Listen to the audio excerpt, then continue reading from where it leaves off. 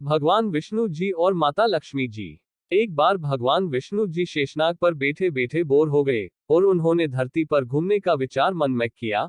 वैसे भी कई साल बीत गए थे धरती पर आए और वह अपनी यात्रा की तैयारी में लग गए। स्वामी को तैयार होता देखकर लक्ष्मी माँ ने पूछा, आज सुबह सुबह कहाँ जाने की तैयारी हो रही है?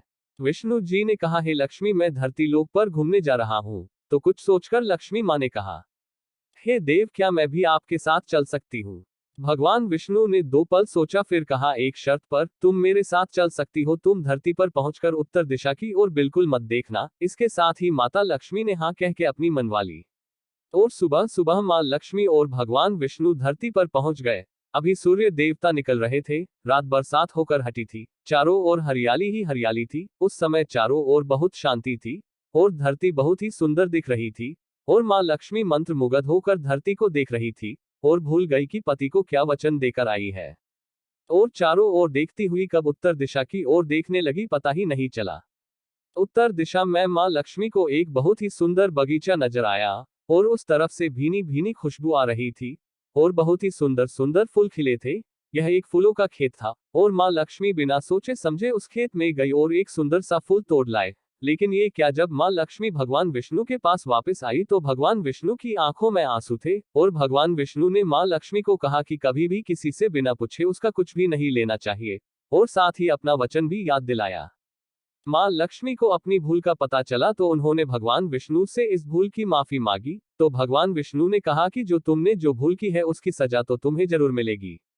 जिस माली के खेत से तुमने बिना पूछे फूल तोड़ा है, यह एक प्रकार की चोरी है। इसलिए अब तुम 3 साल तक माली के घर नौकर बनकर रह, उसके बाद मैं तुम्हें बैकुंठ में वापस बुलाऊंगा। माँ लक्ष्मी ने चुपचाप सर झुकाकर हाँ कर दी। आजकल की लक्ष्मी थोड़े थी और माँ लक्ष्मी एक गरीब औरत का रूप धारण करके उस खेत के मालिक के घर गई। घर क्या, एक झोपड़ा था और मालिक का नाम माधव था। माधव की बीवी, 2 बेटे और 3 बेटियां थी। सभी उस छोटे से खेत में काम करके किसी तरह से गुजारा करते थे। माँ लक्ष्मी जब एक साधारण और गरीब औरत बनकर जब माधव के झोपड़े पर गई तो माधव ने पूछा, बहन तुम कौन हो और इस समय तुम्हें क्या चाहिए? तब माँ लक्ष्मी ने कहा, मैं एक गरीब औरत हूँ, मेरी देखभाल करने वाला कोई नहीं। मैंने कई दिनों से खाना भी नहीं खाया, मुझे कोई भी काम दे, साथ में मैं तुम्हारे घर का काम भी कर दिया करूंगी। बस मुझे अपने घर में एक कोने में आसरा दे दो। माधव बहुत ही अच्छे दिल का मालिक था, उसे दया आ गई। लेकिन उसने कहा, बहन मैं तो बहुत ही गरीब हूँ, मेरी कमाई से मेरे घर का खर्च मुश्किल से चलता है। लेकिन अगर मेरी 3 की जगह 4 बेटियां होती तो भी मैंने गुजारा करना था। अगर तुम मेरी बेटी बनकर जैसा रूखा सूखा हम खाते हैं उसमें खुश रह सकती हो तो बेटी अंदर आ जाओ।